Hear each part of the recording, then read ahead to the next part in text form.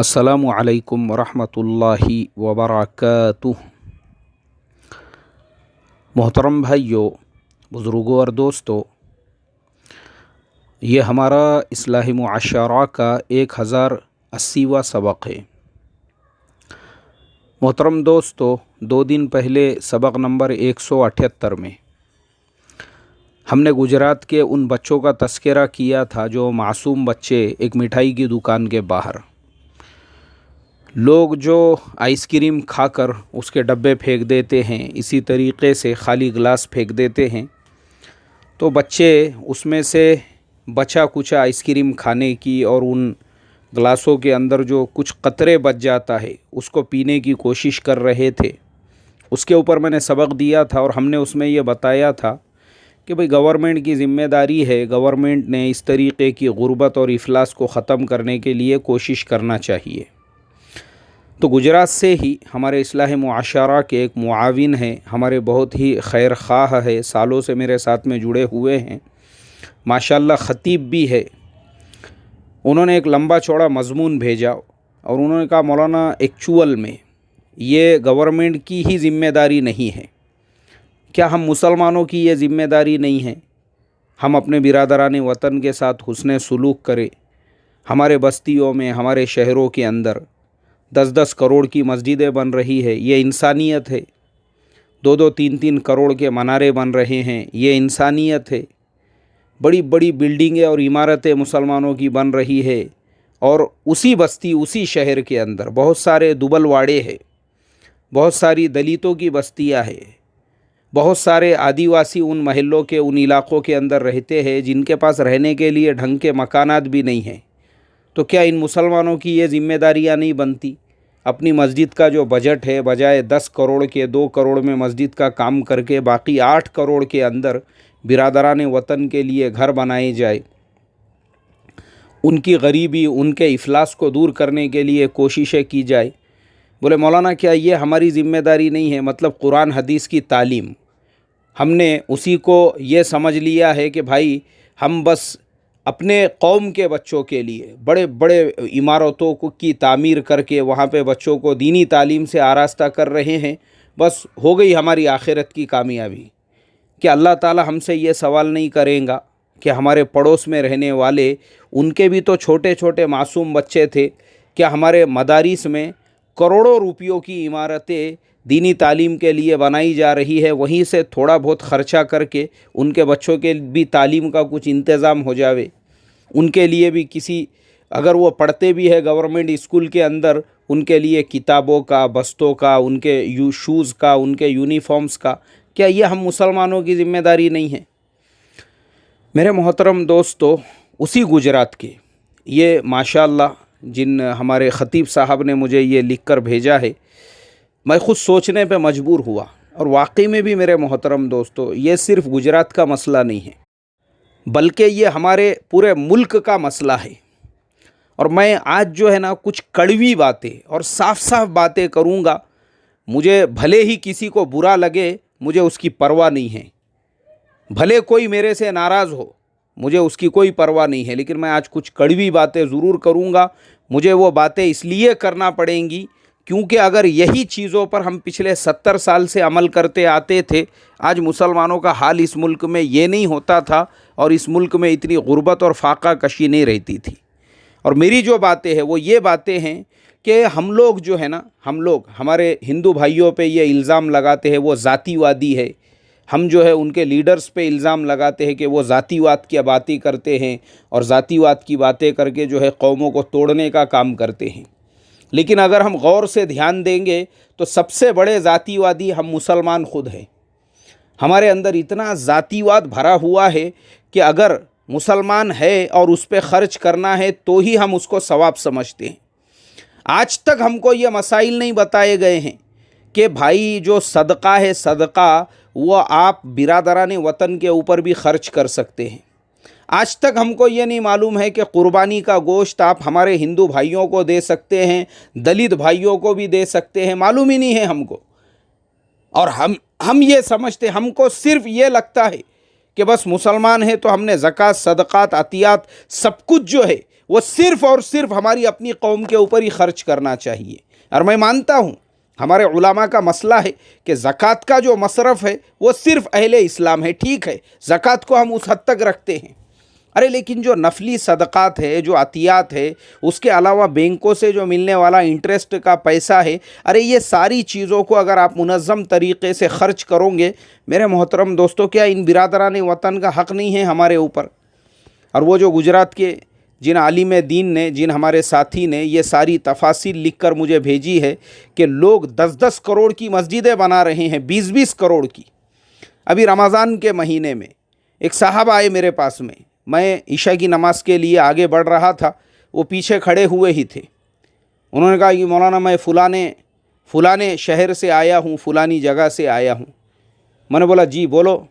बोले उस बस्ती के अंदर हम लोग 20 करोड़ की मस्जिद बना रहे हैं, हमारा जो बजट है वो 20 करोड़ रुपयों का है, तो आप थोड़ा सा ऐलान कर दीजिए। मैंने कहा देखो भाई, पहले मुझे ये बताओ उस बस्ती के अंदर मुसलमानों की आबादी कितनी है, कितने मुसलमान वहाँ पे नमाज़ पढ़ते हैं, कितने मुसलमान वहाँ पे रहते हैं। पता चला कि मुसलमानों की आबादी 1000 तक भी नहीं है, चंद 100 की आबादी मुसलमानों की वहाँ पर है, और ऑलरेडी मस्जिदें हैं वहाँ पर। मैंने कहा जहाँ पे ऑलरेडी मस्जिदें हैं, जहाँ पे इतनी कम मुसलमानों की आबादी है, 20 करोड़ के मस्जिद बनाने की आपको ज़रूरत क्या दरपेश आ रही है?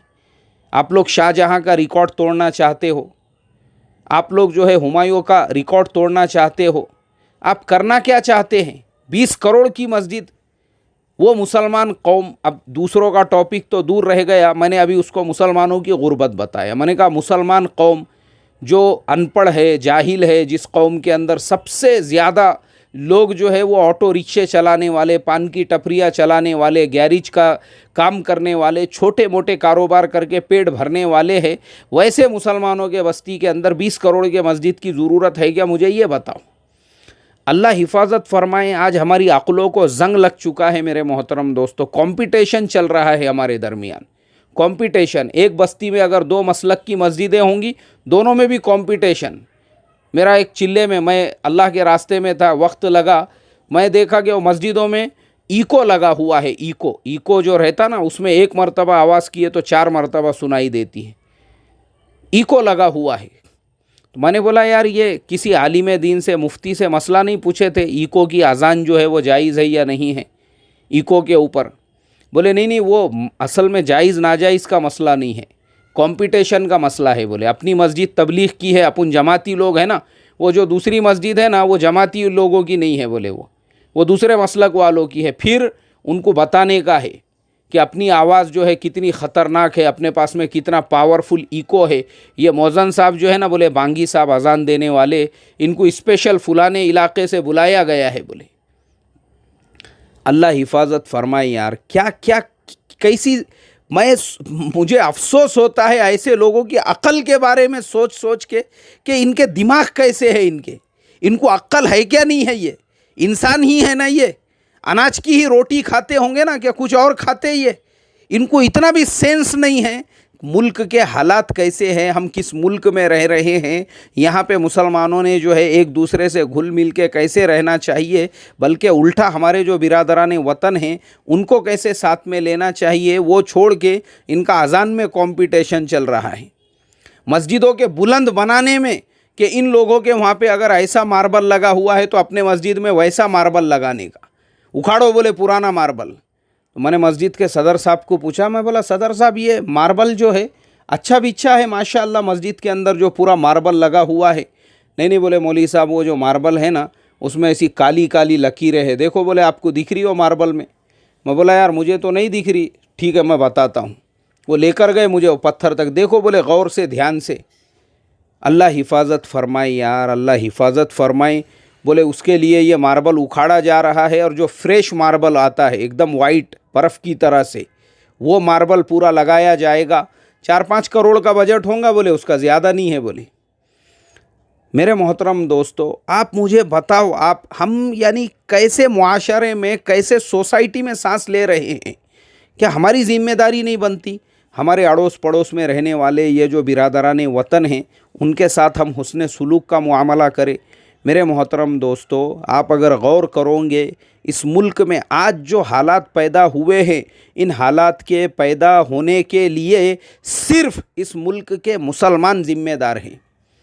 मुसलमान इल्ज़ाम लगाते हैं बोले आज जो हालात है उसके लिए आरएसएस ज़िम्मेदार है, उसके लिए बीजेपी ज़िम्मेदार है, उसके लिए ये ज़िम्मेदार है, उसके लिए वो ज़िम्मेदार है। वो ज़िम्मेदार नहीं है, हम हैं। हम मुसलमान ज़िम्मेदार है। हमने ये हालात पैदा किए। क्यों?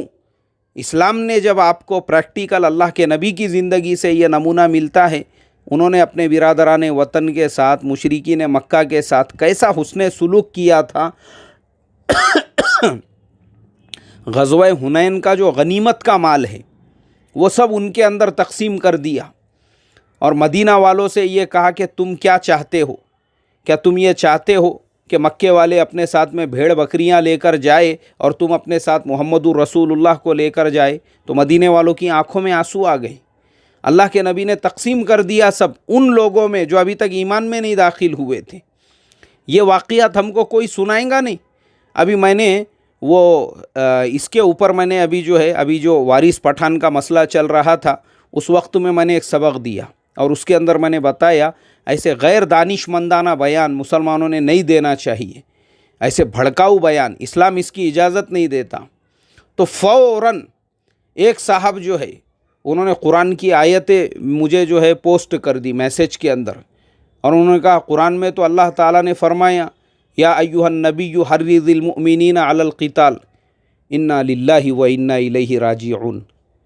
मैंने कहा तेरे को कुरान में ये आयत नज़र आई? कुरान में वो आयत नज़र नहीं आई। वमा अरसलनाका इल्ला रहमतल लिल आलमीन। तुझे कुरान के अंदर और दूसरी प्यार की, मोहब्बत की आयतें नज़र नहीं आई? कहाँ पढ़ा रे? मैं बोला तूने, तेरे उस्ताद ने सिखाया नहीं तुझे उसका शान नुज़ूल क्या है, किनके लिए वो आयतें नाजिल हुई थी? साले एक से एक जो है एक्सपर्ट बन के, अल्लामा बन के बैठे हुए हैं। अल्लाह हिफाजत फरमाए। ऐसे ही लोगों की वजह से आज ये CAA और NRC का मसला पैदा हुआ है।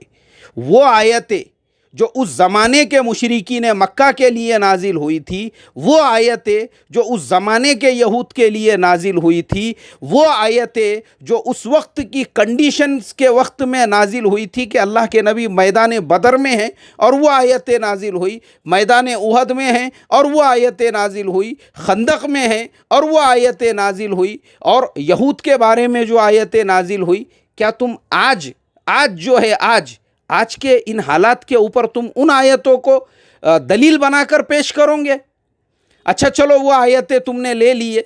मैं तुमको बताता हूँ, उससे पहले जो अल्लाह के नबी सल्लल्लाहु अलैहि वसल्लम की मक्की ज़िंदगी है, 13 साला मक्के के अंदर आपने जिस तरीक़े से लोगों में घुस घुस कर मेहनत की और अल्लाह ने आपको हुक्म दिया या अय्युहल मुद्दस्सिर कुम फ़अन्दिर वरब्बका फ़कब्बिर वसियाबका फ़ताहिर वर्रुज्ज़ा फ़हजुर वला तमनुन तस्तक्सिर, वर्रुज्ज़ा फ़हजुर वला तमनुन तस्तक्सिर।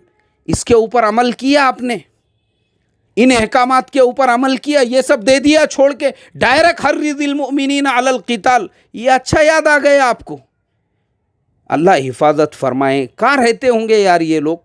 कहाँ कैसे?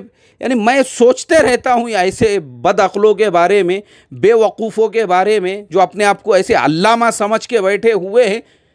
अल्लाह हिफाजत फरमाए। ऐसे ही लोगों की वजह से ये जो माहौल बना है, ये ऐसे ही बदअक्लों की वजह से जिन्होंने कुरान से अपने दिल के जैसा मफहूम निकाल दिया। जहाँ इनको ज़रूरत पड़ी वहाँ पे अपने गरज़ की, अपने मफाद की, अपने मकसद की आयतें इनको बराबर याद आती। इनको प्यार की, मोहब्बत की, अमन की जो अल्लाह ताला ने उस अपने नबी को हुक्म दिया, वो आयतें नहीं मालूम है इनको।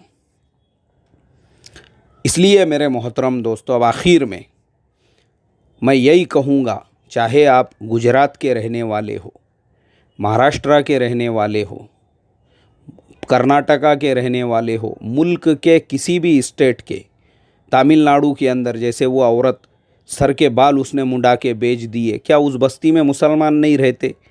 उन मुसलमानों का काम नहीं है कि एक अल्लाह की मखलूक है वो? क्या हम हर जगह पे ज़ातीवाद का चश्मा लगा कर देखेंगे कि अगर कोई गरीब मुसलमान है तो ही हम उसकी मदद करेंगे, वो अगर किसी दूसरे समाज से है तो नहीं करेंगे? अरे फ़र्ज़ है हमारे ऊपर, फ़र्ज़ है और आप करके देखो, उसके नतीजे आपकी आंखों के सामने आएंगे, उसके नतीजे आप खुद देखोगे।